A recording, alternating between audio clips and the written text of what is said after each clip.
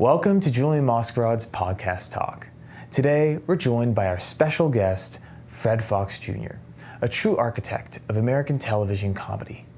Fred Fox has spent decades in the writers' rooms of some of the most iconic TV shows in history. Happy Days, Family Matters, and Laverne and Shirley, crafting stories that shaped generations. From punchlines to plot twists, Fred's writing helped build characters we still love today. Now, let's dive right in.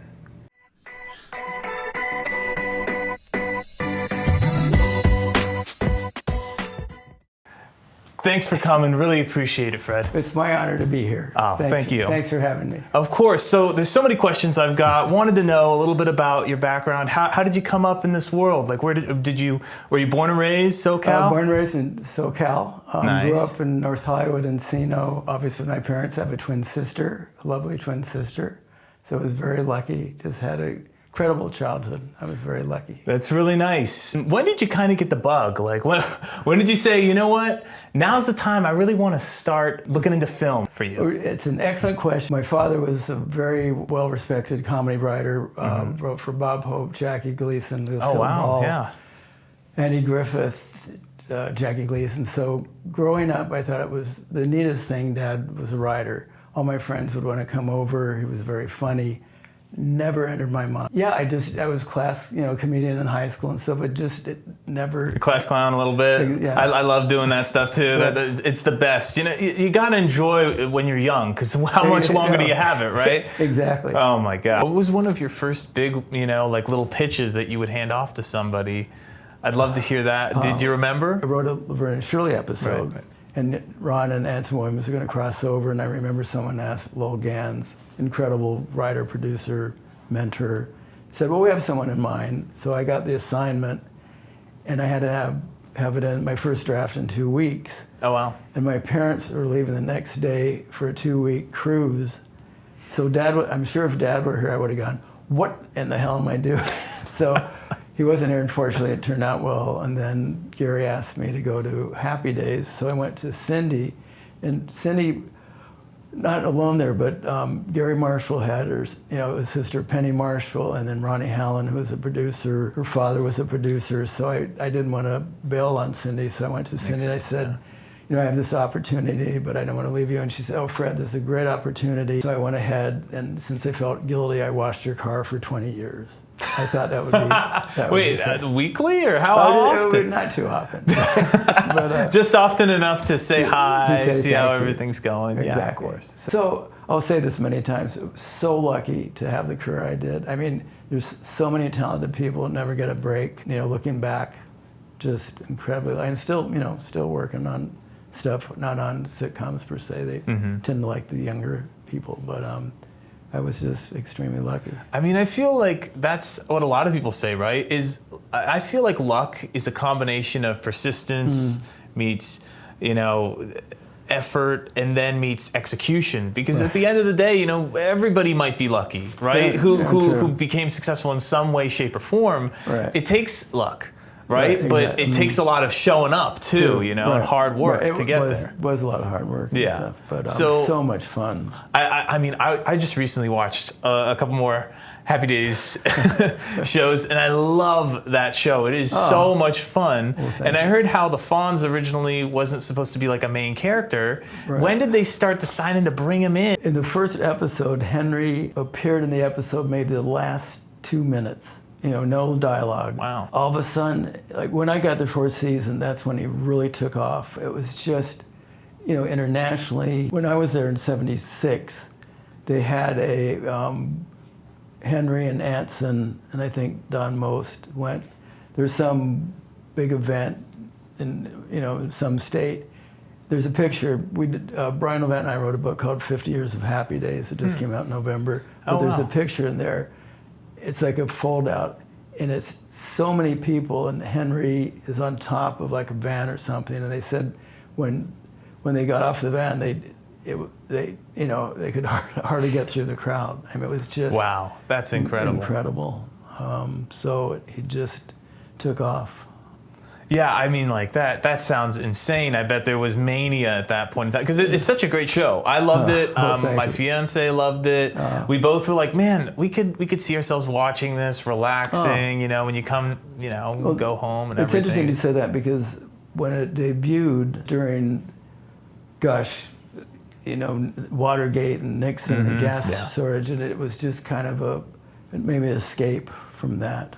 And I think if Happy Days came back now, I think in the same situation. The world's kind of surreal right now, and I think it would be a nice. It would have worked escape. as well. I mean, that's interesting. I see exactly what you're saying. That makes a lot of sense to me too. I feel like that escape is something we all need at the end of the day sometimes, because we all want to find some commonality, something that we can just watch and say, wow, this is really relaxing, enjoyable. Tell me how that transitioned to your other works. I'd love to hear a little bit more about how you started getting into like Family Matters and all of those other shows. Right. Well, it's interesting.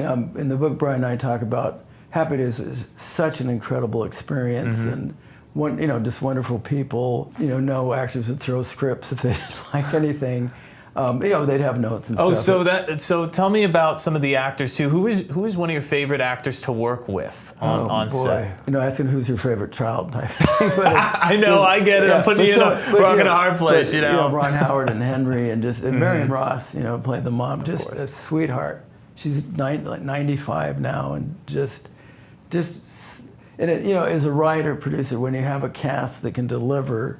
And sometimes we get laughs on straight lines. I mean, they'd love the characters so much. So it's just, you knew they could handle anything. Whether it's, we did a couple of dramatic episodes and stuff, but they did that, just as well as the quote, straight comedic and stuff. But it was they could just take something and make it their own, right? And completely, that's what I noticed too when I was watching Happy Days. It was extraordinarily fun to watch. It gave you that warm feeling inside, and the actors just all worked very well together. You saw that they were in sync too, and it reminded me, even though I didn't live at that time, and the version of America that I grew up in was completely different. I still related with them, and I don't know how or why, but it felt right, watching that show. It just felt like, I'm watching my childhood, because it's so relatable. Do you know, I mean, like, in the writing that was done, how did that come across? Was that the goal originally when they were trying to make the show and and when you were on it as well? Was it to get that feeling for people to feel that? Yes, yeah. I think we're very, cognizant of, and we never made any shows to be didactic. We did one episode where Fonzie was very busy in his garage, hired someone over the phone, and it turned out to be a paraplegic, and how Fonzie dealt with that. And again, we didn't want to be didactic. We thought if we could make kids maybe understand, because we hired a gentleman named Jim Kebab, who was he was a world-class pole vaulter hit by a drunk driver. Wow. And he did a great job. And then we did others like that. But Gary Marshall, we're against Norman Lear did all incredible great shows and would very serious issues. So Gary Marshall kind of called our show Recess. From that he just wanted people to relax, enjoy. Which, God, when we did some of our episodes, we'd have 50 million viewers, and it's just. We'll get to this later, but the business has changed, drastically. I feel like views much. are changing in TV, and TV's changing in general. Like the landscape is going to streaming, and then now it's even social media is battling streaming for views. Right. And it's very tough to get people to watch long form content. That's what I've seen a lot in the industry. You're right. What have you seen? I'd love to hear your perspective. Well, what's interesting is, again, I was so lucky to do it when I was doing it. For example, to be on a show, it goes, 11 years, and I did 7 of them, and you knew you were coming back. So, for example, we would work. The writers and producers might come back in maybe May. We'd start shooting in July, and then end in November. Now, a friend of mine has a son who's in the business, and what I understand is they'll hire maybe a writer for a month and a half. They'll break the stories, maybe he or she will write one script. That's a quick time frame. That's it. Wow. So there have been so many articles in the LA Times about people just leaving the state. There's no work. I mean, it's just... Yeah. I feel like a lot of business is also going to places where there's tax credits, and you know, there's a lot of different types of shows that are being aired now that are being filmed. The content has changed completely as well, to be a little politically correct.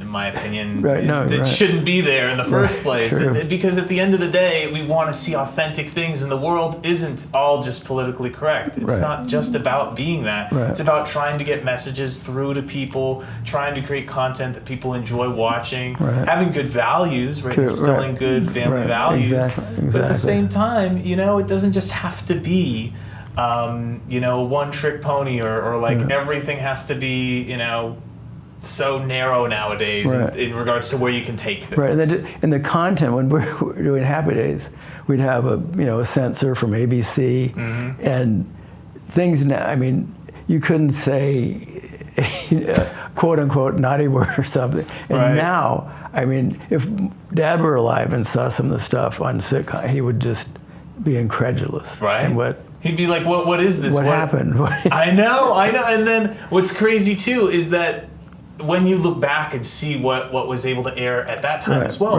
it was very different in regards to maybe you couldn't even say some of the things you have on now. It goes both ways. It goes both ways, which I find just crazy. You know, it shows you almost when you see a show that's produced maybe in 2020 or in 2015, it shows you the timeline of how things changed over time. You know, in the different eras and all of their quirks. Exactly. When Dad was doing Lucy, you know, she and Desi couldn't even sleep in the same bed.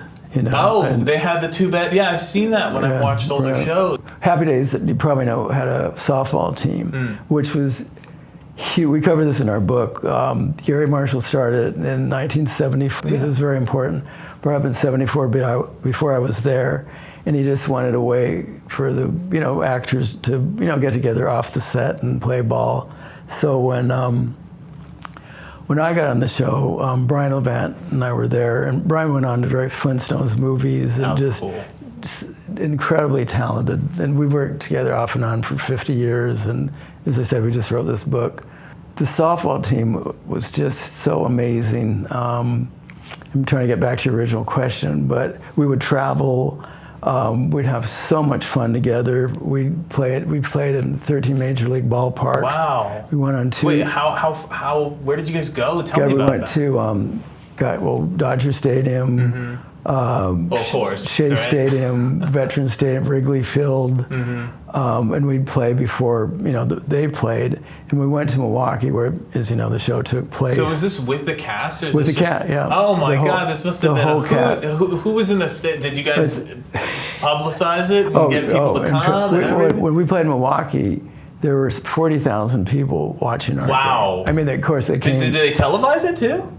There's clips. There's clips. Oh, that's so cool. That is awesome. What was kind of who had a mean hook? I want to know. Like, anybody have a really mean throw? Or? Oh yeah. Well, Henry Winkler had never played softball as a kid, so when the team started, Ron Howard gave him his first glove, and then we had a dialogue coach named Walter Vaughn who gave him something, and he became an incredibly good pitcher and very competitive. Wow. In fact, I think one of our games, I was playing short. I mean, they weren't there to see me, but Brian and I ran the team, so we played it.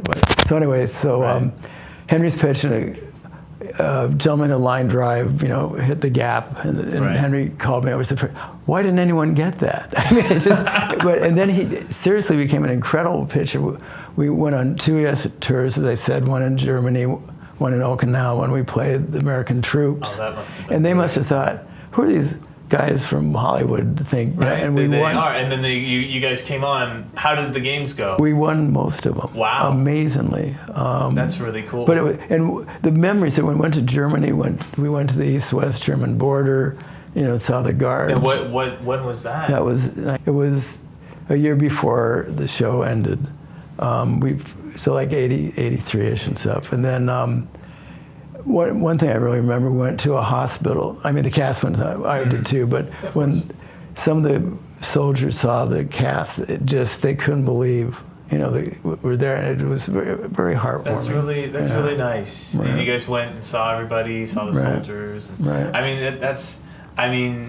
Anybody, thanks to all our troops out there, by the way. That's just an incredible thing when people go and they go through what they go through to be, protect this country and do what they do. It's incredible. So that's really cool that you went out and did that. I'd love to learn a little bit more too about your book, because you keep mentioning. I'd love to hear more about that. Oh, thank you. This is about 2 years ago. Brian and I were talking, and Happy Days has been covered in a lot of books, and then we realized that there'd never been a book on actual book. Right. So we wrote a 114-page book proposal, had photographs. There's a gentleman named Giuseppe Ganelli. He's in the World Guinness Book of Records for having the most Happy Days memorabilia. So that's a good record to have right there, right? Yeah. Can't believe what he has. Especially if you want to be in the book. Exactly. So we actually hired a photographer in Italy to take pictures of some of his collection. So a lot of the pictures are from that. Did you guys have archives as well at the studios and everything? What studio did you film? Paramount. Oh. And what was interesting is, initially, Paramount didn't want to give us rights to the photographs, which Brian and I felt didn't make sense because it's good publicity for them. Of course. So then finally, they did. But we kind of called it a heartfelt tribute to the cast and the show. We interviewed all the cast. Sadly, some of them aren't with us, but we spoke to the estate and brothers or sisters, but it was just an incredible journey back, and just the actors are unbelievable. We found out things we didn't know. So the book has a chapter before Happy Days, what was going on before and then after, and every season. Oh, that's so cool. The softball team. So it gives kind of everybody, all the viewers out there who want to know, it gives people the before, how they created it, while they were doing the show, and then afterward, what happened afterward with all the actors. Did you guys ever have any reunions? Yeah, in 2000, I think 5-ish, we had a 30-year Happy Days reunion special for ABC. That's nice. And the whole cast was there, except Al Monero. And then part of the episode was we played softball, shot at field at Pepperdine, and I think Ron Howard, main reason he did that is so we could, play softball. But Ron incredible. But it was so much fun, right? And then Cindy and Penny were involved. Laverne and Shirley. Cindy and Penny were part of it too. So that was so that's a lot of fun. Tell me a little bit about the before portion when you were creating this book. How did you create this is how we started Happy Days? How did that come to pass? How did you do your research for that as well? Well, it's a very good question. It was funny when Brian and I were going over all the episodes to cover in each chapter. It's funny, Brian and I would go back and sometimes go, because sometimes Brian and I can remember who did a joke, 40 years ago. Oh, of course, yeah. How are you supposed to remember that? Exactly. But sometimes we couldn't remember. Like, I think there was one without, God, let's see who wrote that. Oh, yeah, we wrote that one or something. Yeah. So, we remember most of it, but it was why don't you just chalk it up to 50%? You wrote everything. Yeah, let's just say big half. That's right. But it was fun. And Brian and I we've worked together off and on for 50 years. We've never had an argument. That's so nice. And then, Brian's very, very bright young man, great director, great producer. And then we're the showrunners the last 2 years, which was really cool. Fun. Have you worked with him on a lot of other projects as well? There's a show called Leave It to Beaver, when we were kids. It's funny, Brian was the kind of antithesis of my childhood watching. I watched television, but Brian knew my father's name before I even met him because he watched credit. When I think Brian's first words when he was born was "cut," or that's a wrap. He wanted, when he was a little kid, he knew he wanted to do this. So huge fan of Leave It to Beaver. So when we were at Universal, Brian said, "Fred, I'm going to bring back Leave It to Beaver." So he did a movie for CBS. It did very well, and ended up. First, Ted Turner picked it up, and then either the next season, it was incredible. They picked it up for like two seasons. Oh, wow. And so I was on that, and then during that, Brian pitched a pilot to Universal called My Secret Identity, and originally it was going to be an hour show for NBC. Oh, and Brian was very nice. He pitched it and sold it, and then Brian called and said, "Fred, would you like to be a part of this? I think it would be better." So Brian was, very nice to ask me. So, as I said, originally it was going to be an hour show for NBC, and my understanding is this is when NBC and Universal were doing Miami Vice, and there was an argument about the licensing fee.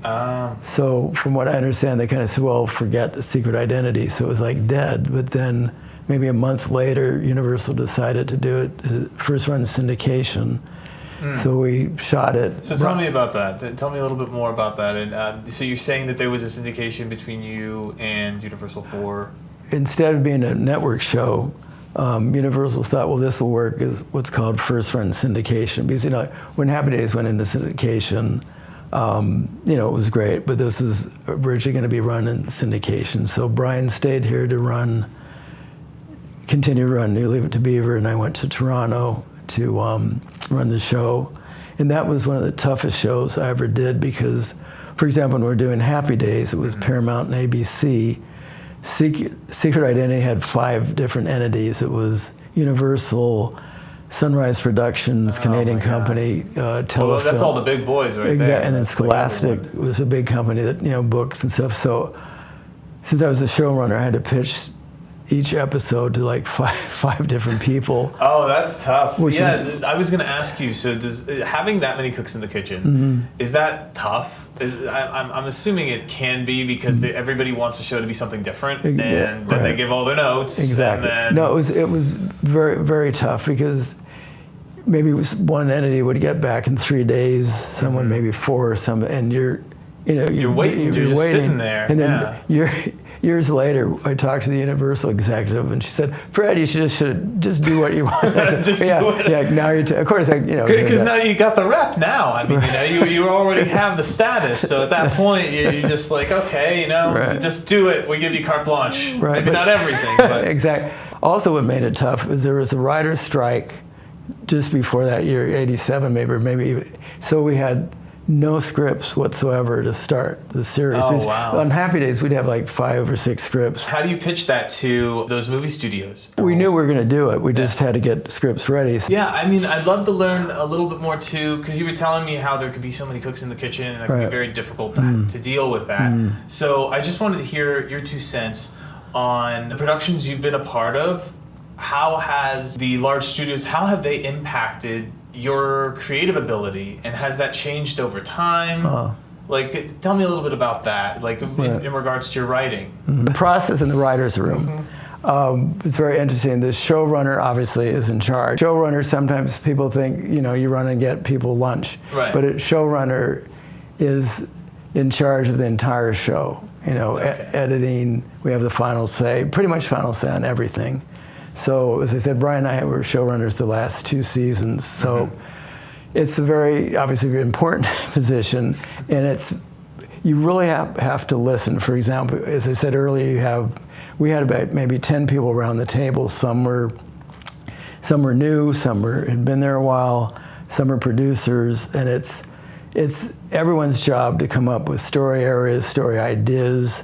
And it's interesting, some are very good in the room, pitching jokes. Some are better at that than writing. So it's a nice cohesive group. But it's funny because sometimes you spend 30 minutes on getting a better joke.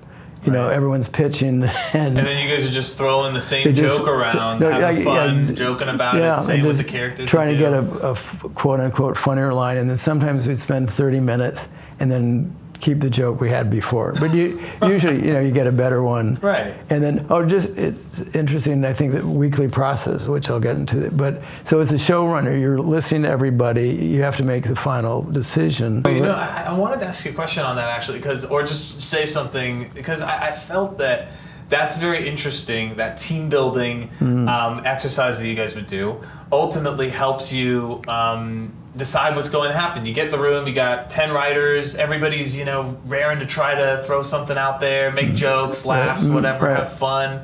And that's how it's made. That's how it's done. And then sometimes you'll probably spend 1 minute, like an hour on a full episode, and then other times it'll just be whatever else happens, and that's part of the creative flow, right? It really, it really is. And it's interesting because like before we send a writer to go off and write a script, the process was once you decide who's going to do the episode, the writer will do an outline, come back and get notes, then a first draft, come back get notes, second draft, notes, and then, there's another rewrite, pre-production script. So, it's a process. That's a very lengthy process. Right.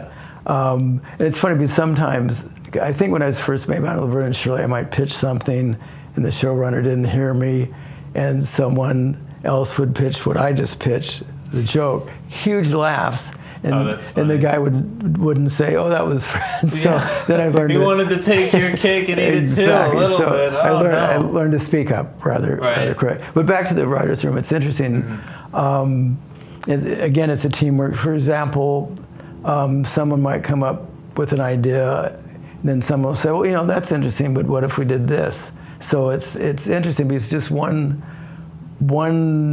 pitch can say, it would make a great episode, and then we start pitching out the scenes, and so it's a very interesting process, and it can be painful at times because one time we had a freelance writer write a script, and he was so excited, and then he came to see the show shot Friday night, and he said, "Oh, Fred, can I see the script?" And I know where this is going. What's coming. Yeah. And there's hardly anything left. And the poor guy started crying, and I just felt so bad. And I said, "Look, this happens a lot. It doesn't happen." What it is. Right? Right. And he was an outside writer. And for some freelance, a lot are incredibly good. But this is, I think, maybe his first script. So it can be that's brutal. Still really cool that he even got to write for the show. See, exactly. as I was talking about that luck conundrum, hey, he got to write for the show, right? He gets to put it on his resume, wherever else his portfolio, and he gets to take that on and move on. True.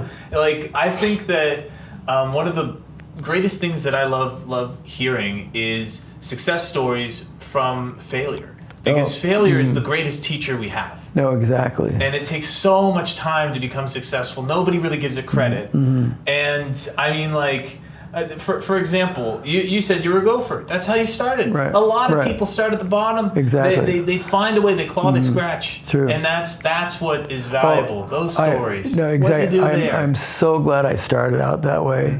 Because sometimes someone will come in, maybe it's a friend of a friend, and start out, maybe not at the top, but just one thing Brian and I talk about in the book, the Happy Days experience was just so wonderful. And then when that ended, there was John Barber, an executive at Paramount, asked if I would go. There was a show called Webster, which is a sitcom. Yeah. And I went there, and 99% of the people I've worked with in all these years have been fantastic. The showrunners there weren't fantastic, shall we say.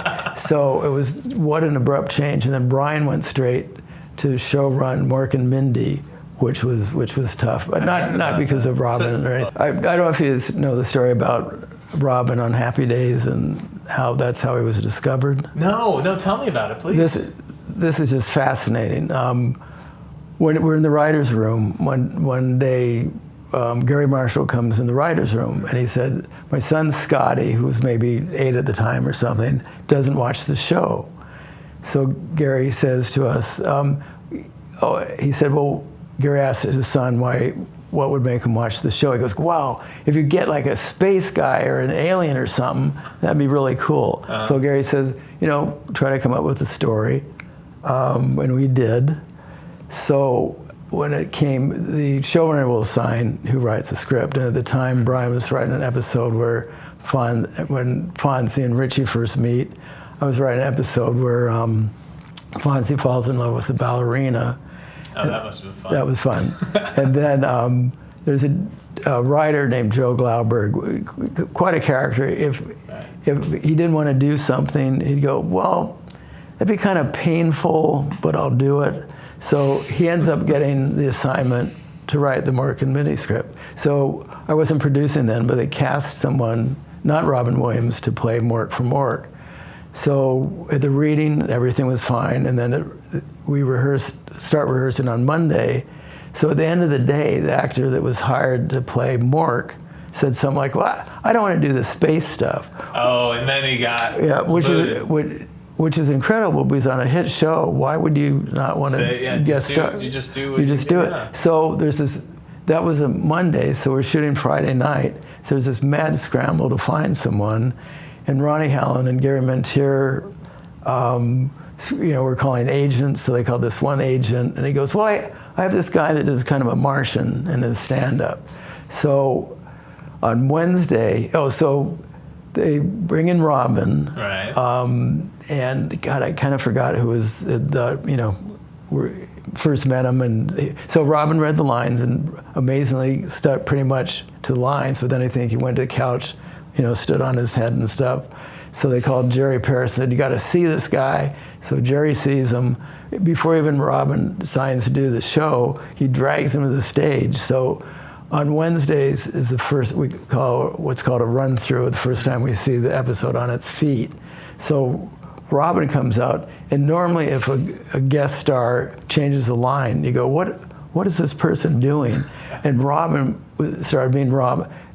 Right. Just, I'll never forget that. I mean, people, how did they react? It was kind of like bewilderment or incredulity. It was like, they just were like, who is this? But it was incredible. He just stole the show, is what you're saying. Yeah, and then when we shot the episode Friday night, Henry and Ron, everybody were great with them, and that great, back and forth, and everyone were thinking, okay, pilot, we got to be a new show. So, right. In May, when when in May, where the networks decide what shows they want to do. Yeah. I mentioned Lee Margulies earlier. He was working at the Times, and we were playing softball, and the ABC announced that day, and I said, oh, what shows were picked up? So he named some, and he goes, and Mork and Mindy. And I went, Mork and Mindy? We never did a pilot, but Pam Dauber did a pilot for Paramount. It didn't go. And then Michael Eisner at ABC called Gary and said, do you have anything? And it turned, so they put Pam Dauber's appearance in her pilot along with Robin, and all of a sudden it's on the air, and Pam Dauber found out. That's crazy, without even a pilot. Yeah, and Pam Dauber didn't even know it was picked up until she read it in the Hollywood Reporter. So just an incredible story, and just to be there was a lot of fun. Yeah, that's really cool. I mean, I couldn't imagine doing all that, working with him.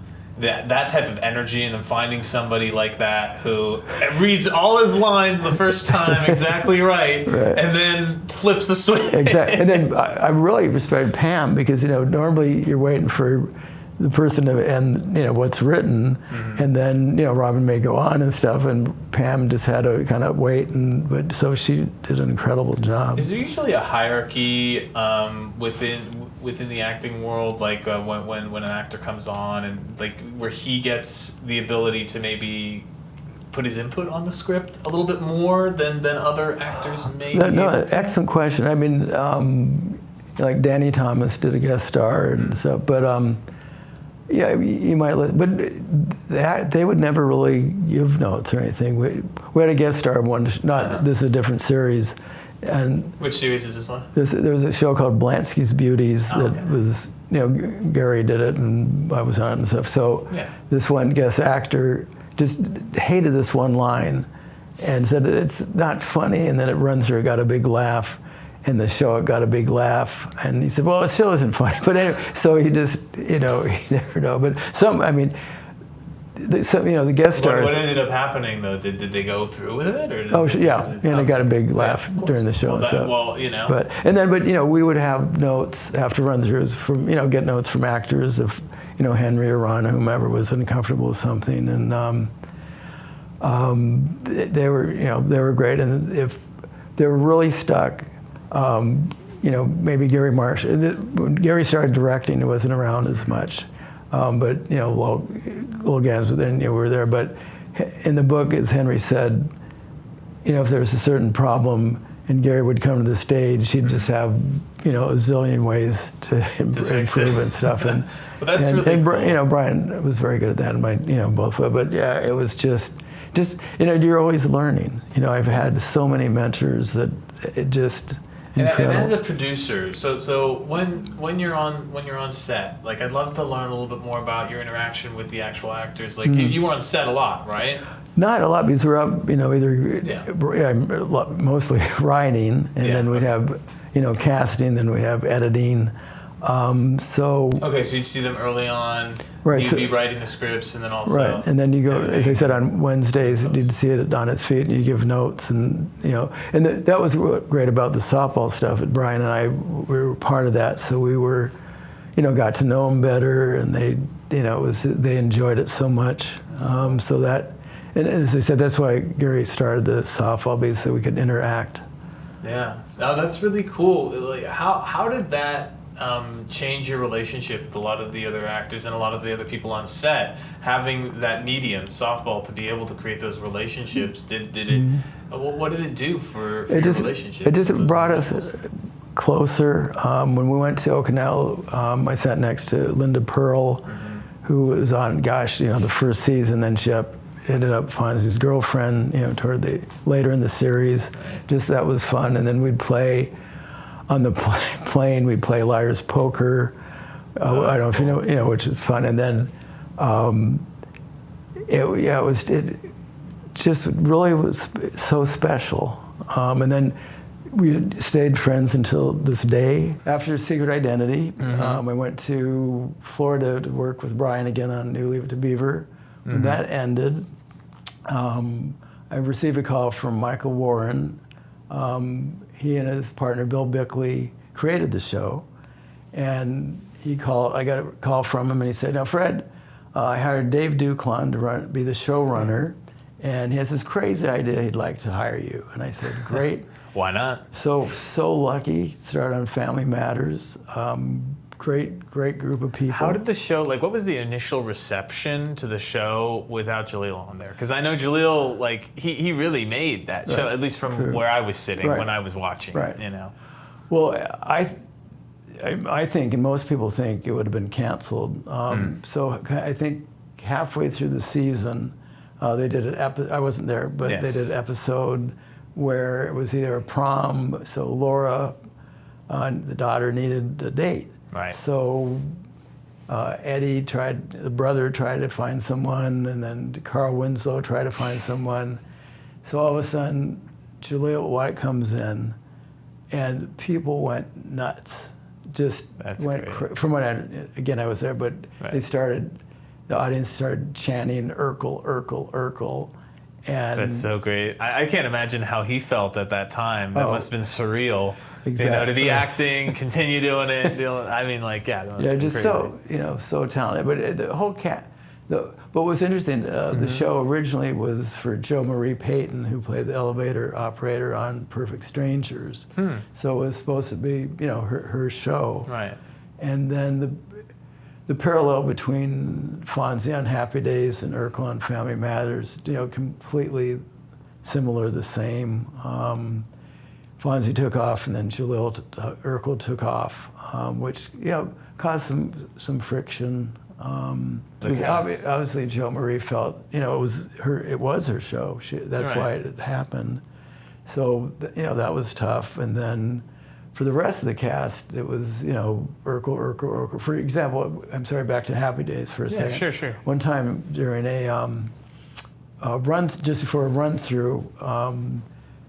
Paramount executives and AB executives were around Ron Howard, and they're talking, and then Henry walked in, and they all flocked to Henry. That's a little much. Just so tough. No.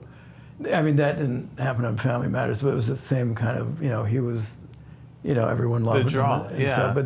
But the whole cast was so good, and Wade Reggie and Carl, just so good. Everyone was so, and the whole cast. And they were a pleasure to work with, from what I'm hearing. Oh, fantastic! Oh, yeah, that's great. I really liked all of them, and same with Happy Days. When you wrote for this cast, they delivered every time.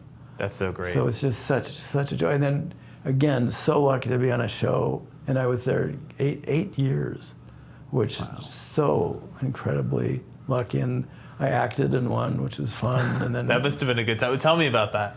We did an episode where it's called Aunt Una, and Burkle had a cousin named Aunt Una, and just very shy, no self-esteem, and Donna Summer played her, which was a thrill. So the story was they had a karaoke. I can't remember. Eddie crashed the car, and they needed money, so that that could have been another episode. But anyway, they had a karaoke contest. I sang a Japanese song, and then an Asian sang Home on the Range, and then Aunt Una performed, and it was like she wasn't so shy anymore, so she just sang Last Dance, I think, and just nailed it, obviously. That must have been so much fun. So much fun. And then I did a Happy Days episode. How did that even happen in the writer's room? Did you guys just say, hey, you know what? It was a dare. I'm assuming it was a dare. Well, the Happy Days when Brian Levant wrote an episode where Leather Quattro auditions to get her song done, so she's in a band, and Richie, Ralph, and Potts are in it. Like Dick Clark, American Bandstand guy, doesn't, said, I'm sorry you lost it, so I sing a song. He said, you guys are bad. So anyway, Fonz accused of stealing the song, of Leather Quattro's song, and it turned out there was a group called Freddie and the Red Hots, and he stole the song, and I played Freddie, so I had a confrontation with Henry at the end, and I call him a two-bit hood, and he rips my wig off, and I try to duck under it, and that was that. But what's interesting, I say this in a couple of interviews, I started in '76, so I'd been working with Henry for 2 years. We shot this in '78, and that moment when we have this confrontation, I understood why he had this kind of like power. I mean, it was just, I wasn't afraid, but it was like, wow, now I understand why the character works so well. Because that's really incredible. Yeah. I mean, because working with him in general, I assume must have been incredible. Oh. But you felt his aura on stage when you were there. True. Was it very different than the aura you felt from other people that were on set, or what? No, the whole cast, was just wonderful. Yeah. And just. I mean, that would have been so much fun. I couldn't imagine. You know what? I met Henry Winkler one time. He was doing I think it was a book tour or something like that, and the Hank Zippler or those books. I love those books. I mean, I remember when I was a kid, I would read all those things, and I was like, oh my God, what a throwback! It was such a good time. Henry is just. Henry is just, you hear how nice he is, and he is. Is a great family man. Right.